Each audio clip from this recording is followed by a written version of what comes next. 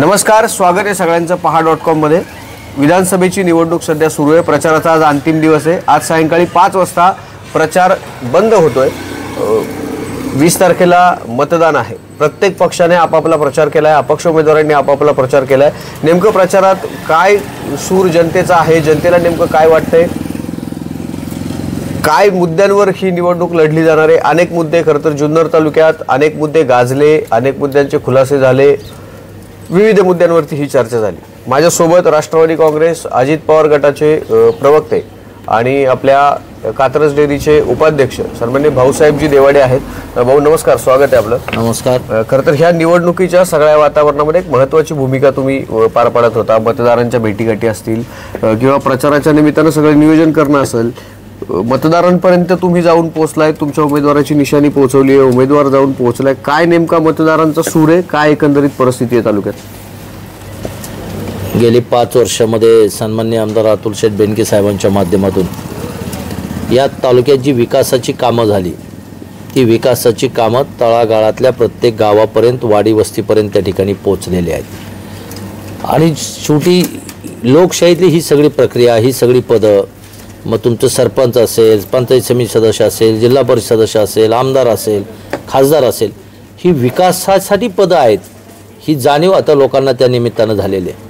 आणि तो लोकांपर्यंतची कामं, लोकांच्या गाववाडी वस्तीपर्यंतचे प्रश्न सन्माननीय आमदार अतुल शेठ बेनके साहेबांनी गेल्या 5 वर्षामध्ये प्रामाणिकपणाने सोडवलेले आहेत आणि विकासाबरोबर या तालुक्यातली जनता राहील याची खात्री आम्हाला सगळ्यांना आहे। भाऊ, आपण पाहिलं तर रिंगणात आता एक नवीन उमेदवार आहे जो की इथून पाठीमागे तुमच्या सोबत होता, ते त्यांच्या पद्धतीने प्रचार करतायत। त्यांच्याकडे शरदचंद्रजी पवार साहेब नावाचं एक मोठं वलय आहे, त्यांचा आशीर्वाद त्यांच्या डोक्यावरती आहे। काय त्याचा फरक पडेल? आणि आदरणीय शरदचंद्रजी पवार साहेबांच्या बद्दल आम्हा सगळ्यांना त्या ठिकाणी आदरच आहे, पण पवार साहेबांच्या आधाराखाली, पवार साहेबांच्या छत्राखाली आणि केवळ पवार साहेबांच्या नावाने मतं मागणारा जो उमेदवार आहे, त्याने आजपर्यंत आपलं व्हिजन तालुक्यासाठी काय ते जाहीर केलेलं नाही। तालुक्यातल्या पाणी धोरणावर ते काही बोलत नाहीत, तालुक्यातल्या विकासाच्या बाबतीत काही सांगत नाही। काही प्रश्न विचारले की ते शरद पवार हे एकच उत्तर देतात आणि ते तालुक्यातल्या जनतेला मान्य होणार नाही, हे तुम्हाला मी ठामपणे सांगतो। भाऊ, निवडणूक जी ही विधानसभेची झाली, अनेक मुद्द्यांवर खरं तर ही निवडणूक गाजली गेली, अनेक मुद्दे त्याच्यामध्ये समोर आले। प्रामुख्याने काल आशाताई बुचके यांनी सांगता सभेच्या निमित्तानं जे भाषण केलं त्याच्यामध्ये त्यांनी अनेक मुद्दे मांडले। त्यांचं असं म्हणणं होतं की 5 वर्ष तुमच्या हातामध्ये सत्ता होती, त्यांनी मागच्या निवडणुकीच्या कालखंडामध्ये तुम्ही गावोगाव जाऊन राहिलात, त्या ठिकाणी मुक्काम केलात, त्या ठिकाणी तुम्ही उपोषण केलं, आंदोलनं केली, ते कार्यालय आपलं तिकडे गेलं। दुसरी महत्त्वाची गोष्ट म्हणजे त्यांनी एक आरोप प्रामुख्याने केला की सन्माननीय आमदार अतुल शेठ बेनके यांचे वडील स्वर्गीय वल्लभ शेठ बेनके हे या तालुक्याचे आमदार होते, त्यांच्याकडे लाल दिवा होता, ते कृष्णा खोरेचे उपाध्यक्ष होते, तरी जुन्नर तालुक्यात जो पाण्याचा प्रमुख प्रश्न आहे, पठारावरती तुम्ही पाणी नेऊ शकला नाही, डिंब्यातनं पाणी आणण्याचा जो प्रश्न आहे त्याच्यावरती त्यांनी टीका केली। इतके वर्ष तुमच्याकडे सत्ता होती, तुमच्याकडे कृष्णा खोरे होतं, तरी पण तुम्ही तालुक्याला पाणी देऊ शकला नाही, आणि पठारावर तुम्ही पाणी नेऊ शकला नाही। मागच्या वेळेस तुम्ही उपोषणं केली पाण्यासाठी, तरी देखील आणि पठारावरती तुम्ही पाणी पोहोचवण्यात अयशस्वी ठरलायत। ही जबाबदारी सर्वस्वी तुमची आहे, अशा पद्धतीचा आरोप आशाताईंनी काल केला। नाही, तर आशाताईंनी काय आरोप केला याच्यापेक्षा वास्तव काय आहे हे तालुक्यातल्या जनतेला माहिती आहे, ते सर्वांनी स्वीकारावं पण लागणार आहे। बेनके साहेब 10 वर्षाची पहिली टर्म, मध्ये 10 वर्ष गॅप, परत 10 वर्षांनी आमदार, परत आत्ता 5 वर्षामध्ये गॅप आणि आत्ता 5 वर्ष अतुल शेठ आमदार। ह्या कालावधीमध्ये या तालुक्याचं पाण्याचं सगळ्यात चांगलं नियोजन जर कोणी केलं असेल तर वल्लभ शेठ बेनके साहेबांनी केलं, नंतर 5 वर्षात आता अतुल शेठनी केलं। मागच्या 5 वर्षात कार्यालयाच्या बाबतीमध्ये अतुल शेठनी आंदोलन केलं, त्याचं कारणच असं होतं की 14 ते 19च्या कालावधीमध्ये या तालुक्यातल्या छोटा जो MI टँक आहे त्याच्यापासून मोठी धरणापर्यंत कुठेही पाण्याचं नियोजन झालेलं नव्हतं। कार्यालय तिकडं गेल्याच्यानंतर कारभारसुद्धा तिकडूनच चालेल अशी परिस्थिती होती। प्रत्येक असणाऱ्या विभागातल्या शेतकऱ्यांना पाण्यासाठी रस्त्यावर यावं लागत होतं, धरणांवर जावं लागत होतं। आमच्याकडे मीना खोऱ्याचा विचार केला तर आमच्याकडं छोटे 3 MI टँक आहेत, भेवाड्याला रामजेवाडीचा आहे, उच्छिलचा टँक आहे, परत आमच्या घांगालदाऱ्याचा MI टँक आहे। आजपर्यंतच्या राजकीय कारकिर्दीत मी कधी पाहिलं नाही की तालुक्याचा एखादा आमदार त्या MI टँकवर पाणी सोडण्यासाठी येतो. ते अपवादात्मक उदाहरण शरदाच्या काळात आमच्या परिसरात झालं की उच्छिलचं पाणी सोडण्यासाठी की उन्हाळ्यामध्ये पाणीच नव्हतं की जे ज्या डेडलाईनच्या खाली पाणी होतं आणि तरी शरददादा या धरणावर येऊन स्वतः ते चाक फिरवून त्यातले लोक विनंती करत होते की आता पुढं उन्हाळा आहे, आमच्याकडं जनावरांना पिण्यासाठी पाणी राहिलं पाहिजे, खालच्या लोकांना पाणी मिळायला पाहिजे. पण जर आता धरणात पाणीच नाही, अशा वेळेला त्या पाणी सोडलं, अपव्यय झाला, स्वतःचा इगो त्यांचा आडवा आला. त्यांनी अक्षरशः लोकांना पोलीस स्टेशनला रात्री 1-1 वाजेपर्यंत बसवून ठेवलं. म्हणजे एखाद्या नियोजन समन्वयाने करायच्या ऐवजी त्या पदाचा अहंकार, त्या पदाच्या सत्तेच्या असणाऱ्या त्या गुर्मीमधून शेतकऱ्यांना पोलीस स्टेशनला बसावं लागलं. आणि तिथं आमच्या परिसरातल्या लोकांना सांगितलं की तुमच्या 12-15 गावांची मला गरज नाही. आणि मग अशा प्रकारचं नेतृत्व जर काम करत असेल तर अतुल शेठच्या कालावधीमध्ये मागच्या 5 वर्षामध्ये कोणत्याही शेतकऱ्याला तुम्ही विचारा, इव्हन आमच्या मीना खोऱ्यातलंच सांगत नाही, मीना खोऱ्याचे सुद्धा जरी आमची ही 3 धरणं मी तुम्हाला छोटी छोटी सांगितली, त्यांची शेवटचं असणारं लाभ क्षेत्राचं जे गाव आहे ते आमचं भिवाड्याचं जे लाभ क्षेत्र आहे ते आमचे 2 भिवाडी आहेत, शिवली, इंगळोण, डामशेवाडी, वाघेवाडी, विरणकवाडी आणि शिवलीपर्यंतचं आहे. उच्छिलचं आमचं या जे लाभ क्षेत्रात खाली येणारे गावं आहेत त्याच्यामध्ये कालदर आहे, त्याच्यामध्ये सोनावळे आहे, त्याच्यामध्ये बोराडेवाडी आहे, त्याच्यानंतर खाली धालेवाडीच्या परिसरापर्यंत उच्छिलचं असणारं लाभ क्षेत्र आहे. घांगाळदऱ्याच्या धरणाचं लाभ क्षेत्र जे आहे ते घांगाळदऱ्याच्या खाली आमचं शिंदे आहे, वाणेवाडी आहे, धालेवाडीचा अर्धा भाग आहे, इकडं आपटाळे, पलीकडं राळेगण आहे, घोगरेवाडी आहे. घोगरेवाडीपर्यंत घांगाळदऱ्याच्या MI टँकचं लाभ क्षेत्र आहे. आणि मग सुराळे, खानगाव, बोतार्डे, बेलसर, निरगुडे या परिसराला या असणारे लाभ क्षेत्रामध्ये ही गावं येत नाहीत. पण आमच्या बेलसर निरगुड्याचा KTVR त्या ठिकाणी लिकेजेस होता, तो दुरुस्त केला. खानगावचा KTVR लिकेज होता, तो दुरुस्त केला. आणि मग त्या KTVRमध्ये आत्ता दिपावळीमध्ये दरवर्षी पाणी अडवलं जातं, ते अतुल शेठच्या काळातही अडवलं. पण त्याचं नियोजन इतकं व्यवस्थित केलं की ज्या वेळेला त्या लोकांचे 2 ढाप्यापर्यंत पाणी येतं आणि ज्यावेळेला इकडे धरणात पाणी उपलब्ध आहे, वरच्याही लोकांना विश्वासात घेऊन या तिन्ही असणाऱ्या धरणातले लाभ क्षेत्रातले सगळे सरपंच, शेतकरी आणि खालची अशी एक समन्वयाची मीटिंग गेली 5 वर्षे सातत्याने अतुल शेठ साहेबांनी घेतली. आणि त्याच्यातून काय साध्य झालं तर वरही लोकांना अडचण आली नाही आणि खालच्या सुद्धा लोकांचं जे कांदा पीक निघत नव्हतं ते कांद्याचं पीक निघण्यासाठी पूर्णपणाने पाणी उपलब्ध झालं. खाली वडदच्या ज्या धरणातलं पाणी या पूर्व काळामध्ये ते त्या ठिकाणी येडगावच्या धरणामध्ये जायचं, तिथून ते खाली जायचं. 5 वर्षामध्ये अतुल शेठनी हा अभ्यास केल्यानंतर त्यांच्या लक्षात आलं की हे असणारं मीना खोऱ्यासाठी पाणी माझी प्रायोरिटी किंवा राखीव असलं पाहिजे. आणि म्हणून मागच्या 4 वर्षापासून येडगावला वडस धरणातलं पाणी जात नाही. वडस धरणातलं पाणी हे उन्हाळ्यामध्ये सुद्धा त्या ठिकाणी चांगल्या पद्धतीने आरक्षित त्या ठिकाणी राहिलं, त्या शेतकऱ्यांना फायदा झाला. आणि आता वडदच्या परिसरातली खालची जी आपली काही गावं म्हणजे सावरगाव असेल, खिलारवाडी असेल, नेमदरी तो जो परिसर आहे त्या ठिकाणी 35.5 कोटी रुपयाची उपसा जलसिंचन योजना मंजूर केली. त्याही मुद्द्यावरनं अशा त्यांनी टीका केली की सावरगाव पट्ट्यातली जी 9 गावं आहेत त्या 9 गावांना देखील तुम्ही 5 वर्षात पाणी देण्यात अयशस्वी ठरलं. हे बोलणं फार सोपं आहे, विरोधकांना विरोध करणं सोपं आहे, परंतु याचबरोबर हे करत असताना मागच्या कालावधीची जर आपण आठवण केली तर आशाताई सुद्धा वेगवेगळ्या माध्यमातून सत्तेत राहिलेल्या आहेत. जिल्हा परिषदेचं ते काम नाही आहे, पण वरच्या लेवलवर मग मधल्या काळात त्या भाजपमध्ये होत्या, त्याच्या अगोदर शिवसेनेत होत्या, तेव्हाही सरकार होतं. आणि मग आज अतुल शेठनी केलं नाही, बेनके कुटुंबाने केलं नाही, पण आत्ता सुद्धा जे मंजूर केले ते बेनके कुटुंबानेच केले. तुम्ही काय केलं? त्यांचं असं म्हणणं आहे की जेव्हा विजयबापू शिवतारे त्या खात्याचे मंत्री होते त्यावेळी त्यांनी चांगल्या पद्धतीने प्रयत्न केले, त्याचे रिझल्टही त्या पद्धतीने येत होते, मात्र ते सरकार मध्यंतरीच्या काळामध्ये बदललं वगैरे बरेच. सरकार तर सारखी बदललेली आहेत, पण एखादा विषय आम्ही हेच सांगतोय ना की आपण एकमेकावर आरोप प्रत्यारोप आज निवडणूक म्हणून करण्यात काय फार मला वाटत नाही. गेली 5 वर्षे तुम्ही पाहिलं असेल अतुल शेठनी टीका करणाऱ्यांना उत्तर दिलं नाही. आपलं काम हेच उत्तर. आणे पठाराचा प्रश्न आला, शेवटी आज बेनके साहेबांच्या कालावधीमध्ये ही वल्लभशेठ बेनके साहेबांची संकल्पना की चिल्लेवाडीचं पाणी माझ्या पूर्व भागाला मला द्यायचं आहे आणि ते कॅनॉलनी जाताना त्याचे लिकेजेस, त्याचे अडचणी, त्याच्याऐवजी बंद आणि शेती लोकांची कॅनॉलला गेलेल्या या पूर्वीच्या शेती, मग कॅनॉलला जर त्या ठिकाणी शेती जात असेल तर लोकांच्या असणाऱ्या अडचणी आणि मग पाईपलाईन, बंद पाईपलाईनद्वारे या तालुक्यातली शेती त्या ठिकाणी सिंचनाखाली आणायची. माझा पूर्व भागातला जो दुष्काळी भाग आहे तो त्या ठिकाणी पाण्याखाली आणायचं हे स्वप्न वल्लभशेठ बेनके साहेबांनी पाहिलं। त्यावेळेला ते काम सुरू झालं। नंतरच्या कालावधीमध्ये त्या ठिकाणी सरकार गेलं, आमदारकी केली, पण नंतरच्या आमदारांनी बाकी त्या विषयाकडे परत पाहिलं नाही। ती सुद्धा शेतकऱ्यांची, ती काही व्यक्तिगत बेनके कुटुंबाचा प्रोजेक्ट तो नव्हता। आणि मग पुन्हा एकदा ही सरकारमधला 2 वर्षाचा कोरोना, ह्या सगळ्या कालावधीमध्ये अतुल शेठ साहेबांनी त्या ठिकाणी जो शब्द बेनके साहेबांनी त्या पूर्व भागातल्या शेतकऱ्यांना दिला होता, त्या असणाऱ्या योजनेसाठी चिलेवाडीच्या आपल्या असणाऱ्या उपसा जल सिंचनच्या माध्यमातून 100 कोटी रुपये आदरणीय दादांच्या माध्यमातून त्या ठिकाणी मंजूर झाले। नुसते मंजूर झाले नाही तर त्याचं प्रत्यक्ष काम चालू झाले। आज कोळवाडीपर्यंत त्या ठिकाणी ते पाणी पाईपलाईन आलेले आहे आणि तेच पाणी वर पुढं पठारावर उद्या भविष्यात जर न्यायचं असेल तर त्याच्यासाठी पाण्याची उपलब्धतेची आवश्यकता आहे। शेवटी पाणी हे निसर्गात उपलब्ध आहे। निसर्गाच्या दृष्टीने आपण पश्चिमेकडे आहोत आणि पडणारं पाण्याचं प्रमाण इकडे जास्त आहे, परंतु कायद्याच्या बाजूने विचार केला तर पाण्यावर समान सगळ्यांचा अधिकार, त्या ठिकाणी समान अधिकार राहिला।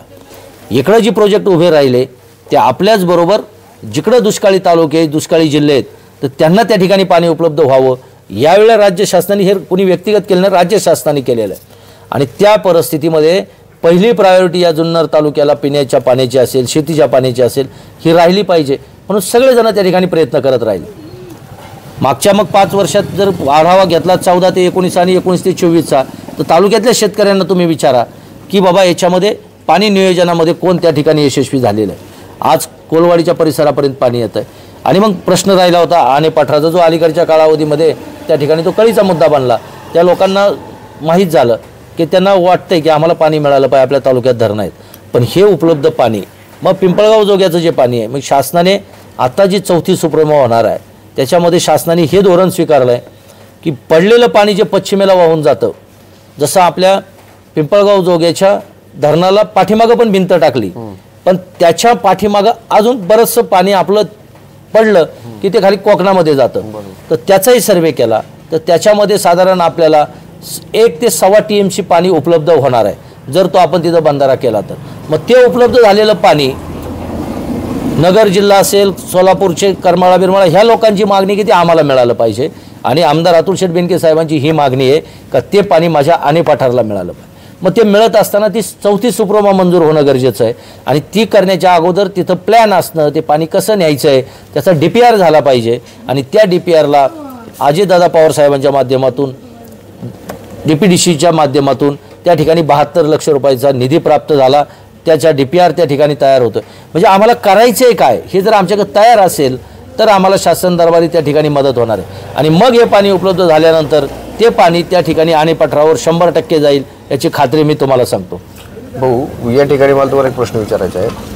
आनेपाठारावरती तुम्ही पाणी नेणार हा मुद्दा मागचे 10 वर्ष झाले गाजतोच आहे, म्हणजे मागची इलेक्शन त्याच्यावरती निघाली, आत्ताची इलेक्शन त्याच्यावर निघाली। मुद्दा असा आहे की डिंबे धरणातून जे पाणी आपल्याकडे 1 TMC पाण्याची आपल्याला गरज आहे, ते पाणी 1 TMC जर इकडे आलं तर आपण पुढे ते पाणी देऊ शकू, अशी सध्या परिस्थिती आहे। वळसे पाटील तिकडे मनसरकडे असं म्हणतायत की मी इथून 1 थेंब पाणी तिकडे जाऊन देणार नाही। तुमच्याच पक्षाचे ते आहेत, इकडे अतुल शेठ म्हणतायत काही झालं तरी ते पाणी मी इकडे आणणारच आहेत।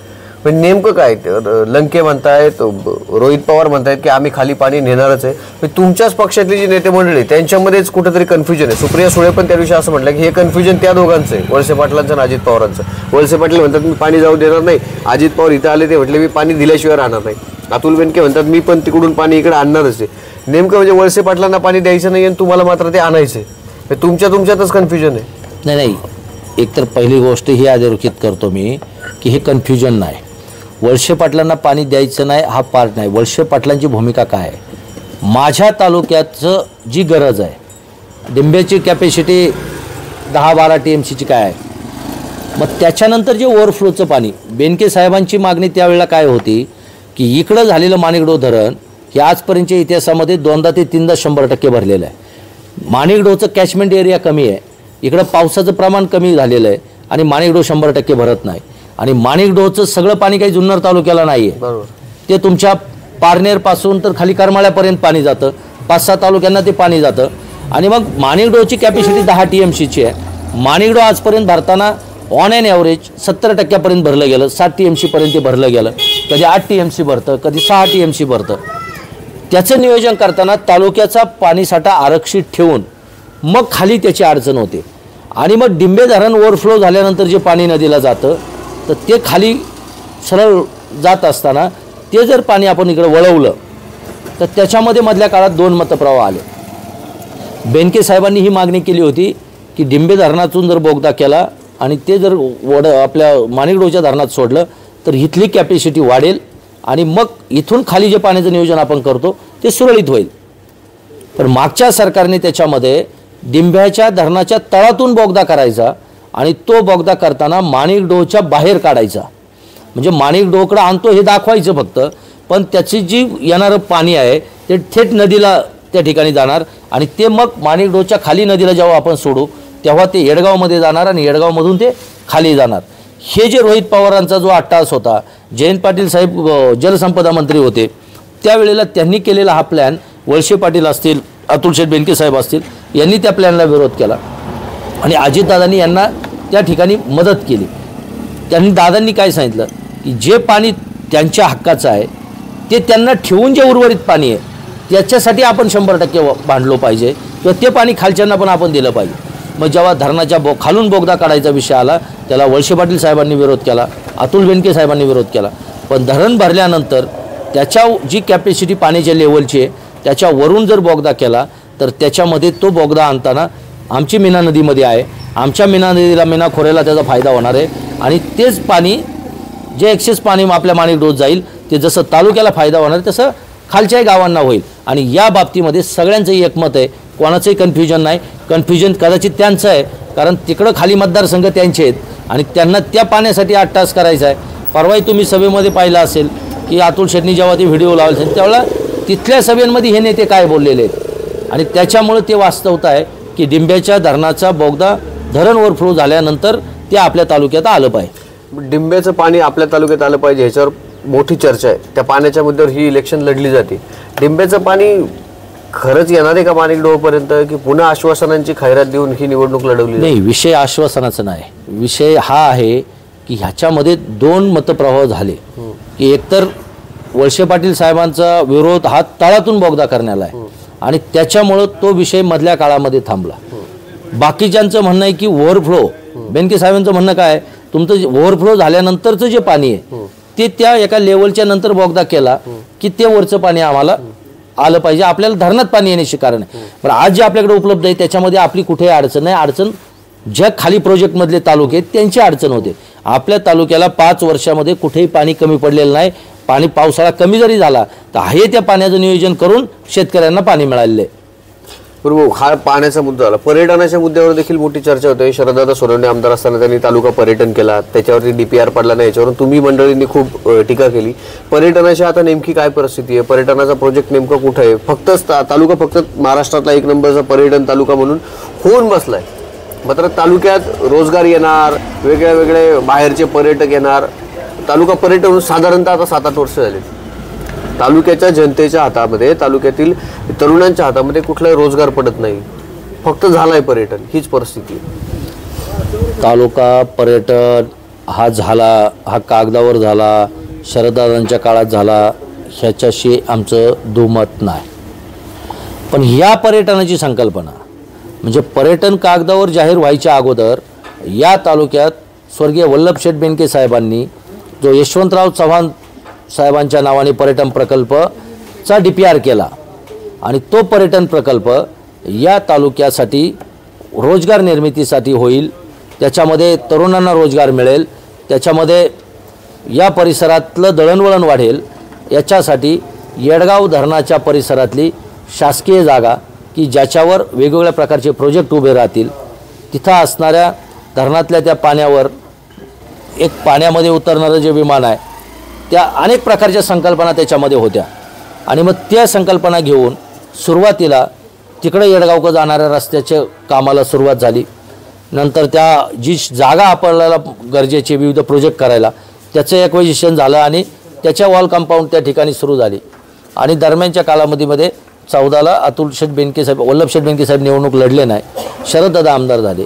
मग शरददादा आमदार झाल्याच्या नंतर पर्यटन तालुका केल्याचं डिंगोरा पेटतात आम्ही म्हणतो. त्यांनी पर्यटन तालुका कागदावर GR आणला, त्यांच्या काळात झाला, त्याचं श्रेय 100% आपण त्यांना देऊ.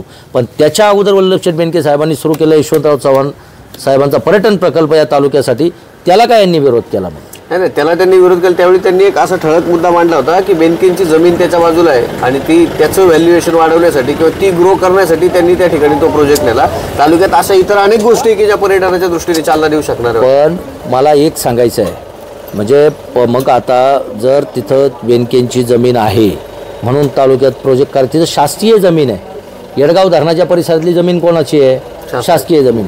वल्लभ बेनकेंची जमीन तिथं 10-20 एकर काय असेल, पण ती एकटी वल्लभ शेठ बेनकेंची जमीन आहे का तिथं? त्या गाव, तो परिसर, शेवटी रोजगार निर्मिती कोणाला होणार होती? ह्या तुम्ही संकुचित प्रवृत्तीने त्या ठिकाणी पाहिलं.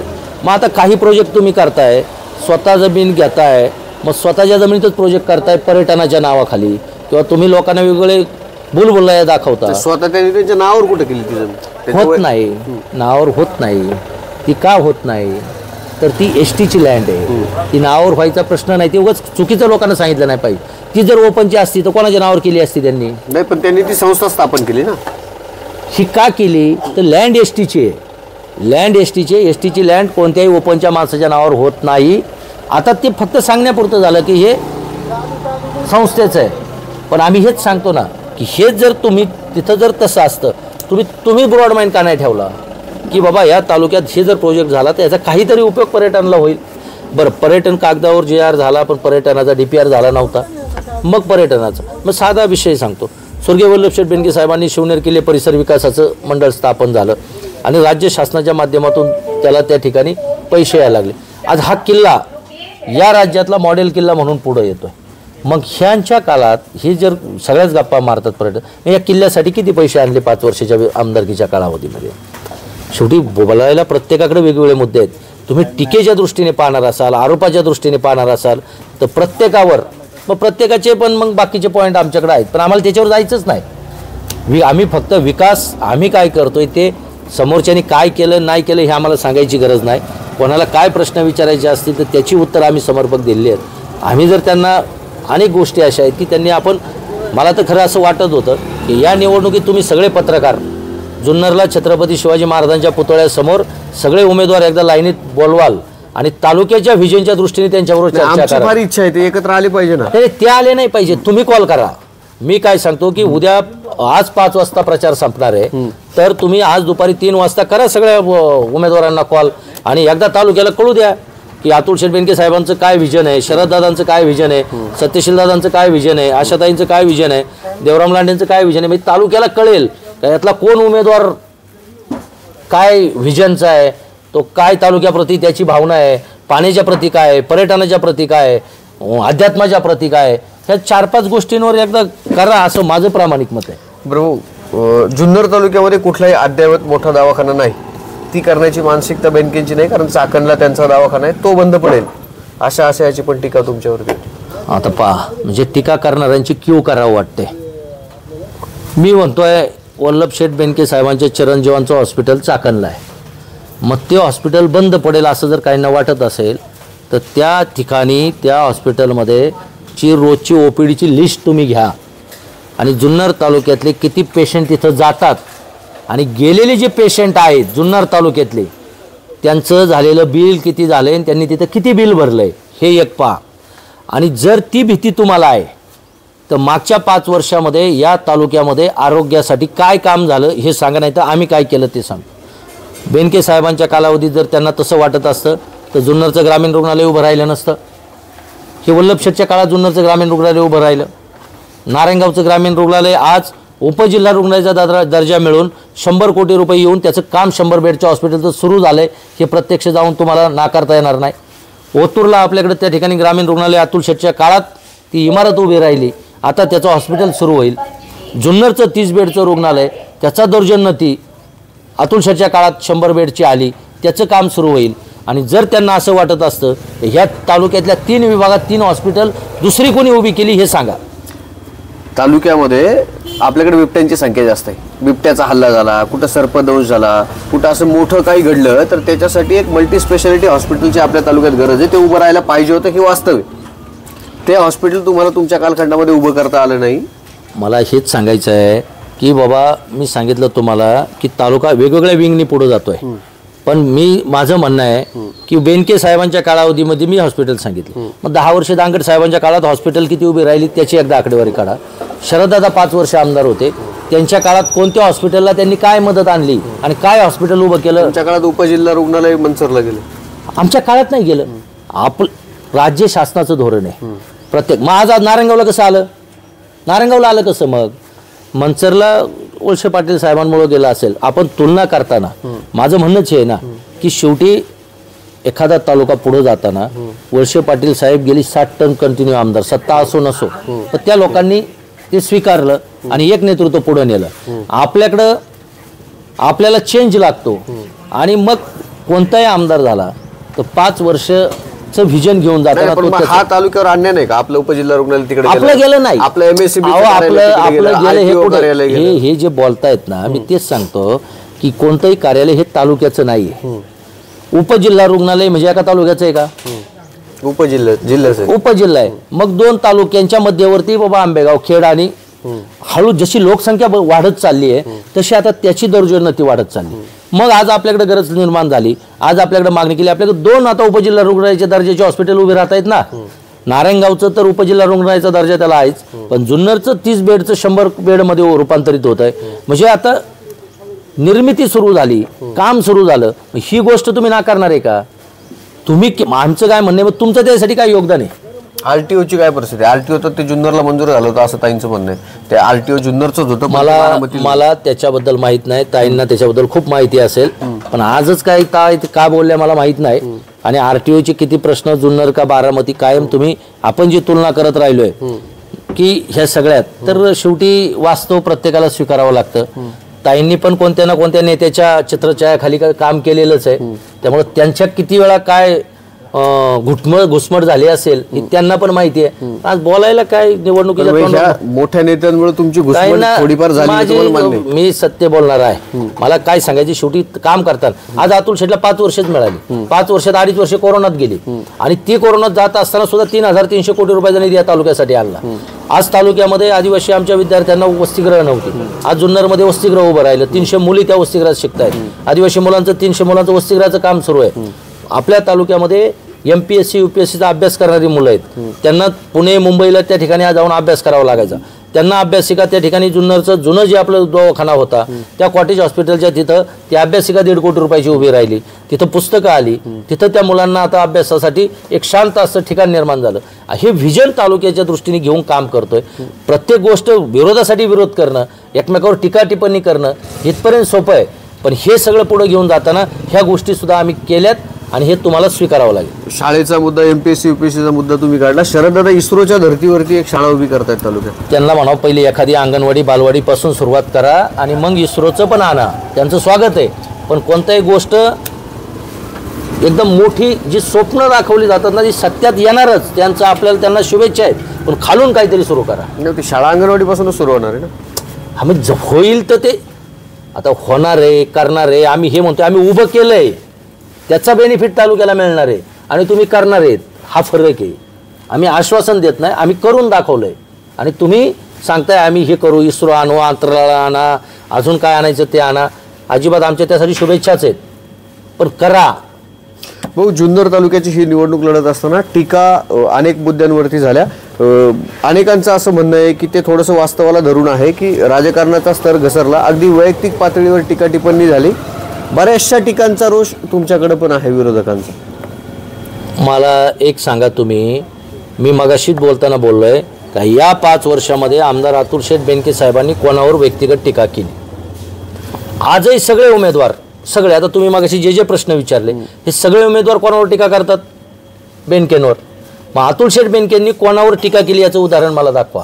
आणि व्यक्तिगत टीकेचं जर तुम्ही म्हणत असाल किंवा प्रचाराची याची दर्जा घसरला, तो कोणी घसरावला हेच शोधा ना. जे बोलतात तेच घसरावतात.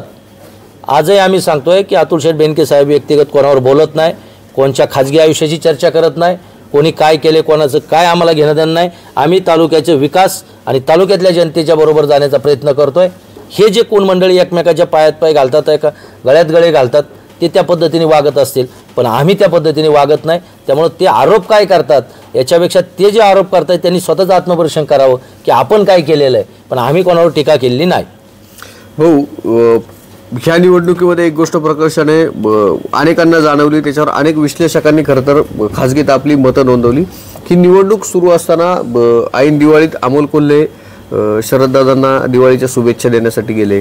त्यानंतर तुम्ही महाविकास आघाडीचं जर आपण व्यासपीठ पाहिलं तर त्या व्यासपीठावर माऊली खंडाकडे वगैरे बाकी कोणी मंडळी फार शरददादावर टीका करताना पाहायला मिळत नाही. शरददादा फॉर्म भरण्याच्या आधी जयंत पाटलांना जाऊन 2-3 वेळा भेटले अशी ही माहिती मिळते. त्या संदर्भात सभेत काही जणांनी मतही मांडली. हे कशाचं धोतक आहे नेमकं? राजकारण कुठल्या दिशेने जात आहे? त्यात सूरज वाजगे शरददादांना जाऊन मिळाले, जे की शरद पवार साहेबांचे प्रचंड निष्ठावान म्हणून संबोधले जातात, ते स्वतः सांगतात. नाही, आता हे सगळे वरिष्ठ लेवलचे नेते आहेत, त्यामुळं त्यांच्यावर मी काय भाष्य करणार नाही. ते खूप विद्वान आहेत, त्यांच्याकडे खूप बुद्धिमत्ता आहे, त्यांच्याकडे खूप तत्त्व आहेत आणि ते फार स्वाभिमानी लोक आहेत.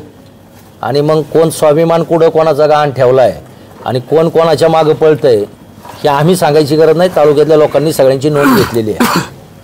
भाऊ, जाता आता शेवटचा प्रश्न फक्त. आज प्रचार संपतोय, शेवटचे काही तास आपल्या हातात शिल्लक आहेत. मतदारांना काय आव्हान कराल, काय सांगाल? मतदारांना माझी नम्रपणे हीच विनंती आहे की गेल्या 5 वर्षामध्ये सन्माननीय अतुलशेठ बेनके साहेबांनी या तालुक्याला पुढे नेण्याचं काम केलं आहे, शेतीला पाणी उपलब्ध करण्याचं काम केलं आहे, आरोग्याचं काम त्या ठिकाणी उभं राहत आहे, पर्यटनाच्या दृष्टीने तालुका पुढं जातो आहे, गावातल्या आपल्या छोट्या छोट्या समस्या त्या ठिकाणी विकास कामांच्या माध्यमातून सुटलेल्या आहेत, शिक्षणाच्या बाबतीमध्ये काम झालेलं आहे. आणि म्हणून पुढची 5 वर्ष आपण सगळ्यांनी उद्याच्या 20 तारखेला घड्याळाच्या चिन्हासमोरचं बटन दाबून सन्मान्य आमदार अतुलशेठ बेनके साहेबांना पुन्हा एकदा तालुक्याची सेवा करायची संधी द्यावी, अशा प्रकारची विनंती आपल्या माध्यमातून मी तमाम तालुक्यातल्या जनतेला करतो. थांबतो. धन्यवाद. नक्कीच. खरं तर निवडणुकीचे अगदी काही तास प्रचाराचे फक्त शिल्लक आहेत. 20 तारखेला मतदान आहे. ज्या आरोप प्रत्यारोप ज्या टीका झाल्या त्याच्यावर खुलासा करण्याचा प्रयत्न प्रवक्ते भाऊसाहेब देवाडे यांनी खरं तर केलेला आहे. तुम्ही मतदान कुणाला करा हे आम्ही सांगणार नाही, पण निश्चितपणे आपल्या भविष्यात कोण कामाला येईल, तालुक्याचा विकास कोण करेल, प्रगल्भ नेता कोण आहे, विकासाचं विजन नेमकं कोणाकडे, हे सगळं डोळ्यासमोर ठेवून किंवा हे सगळं डोक्यात ठेवून आपण सगळ्यांनी मतदान करा. मतदान निश्चित करा, तो आपला अधिकार आहे. जर आपण मतदान केलं तरच आपण आपल्या न्याय हक्कांसाठी भांडण्याचा, आपल्याला प्रभावीपणे समाजात न्याय मागण्याचा अधिकार आहे.